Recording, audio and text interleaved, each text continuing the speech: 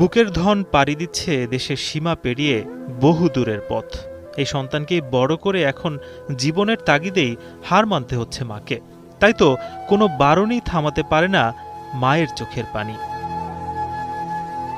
হযরত শাহজালাল আন্তর্জাতিক বিমানবন্দর থেকে প্রতিদিন কয়েক হাজার মানুষ বিদেশ গমন করছেন। যারা যাচ্ছেন তারা উন্নত জীবনের প্রত্যাশা কিংবা আর্থিক সচ্ছলতা নানা কারণেই যাচ্ছেন। এদের বড় যোগ্যতার প্রয়োজন হয় কর্মদক্ষতা এবং কারিগরি দক্ষতা। তবে এখন প্রয়োজন হয়ে পড়ছে ভাষাগত যোগ্যতার। চীন, দক্ষিণ কোরিয়া, জাপান সহ বেশ কিছু দেশে এখন ভাষাগত যোগ্যতাকে প্রাধান্য দেওয়া হচ্ছে। রাজধানীর ফার্মগেট, এখানে ছোট বড় মিলে প্রায় শতাধিক কোচিং সেন্টার গড়ে উঠেছে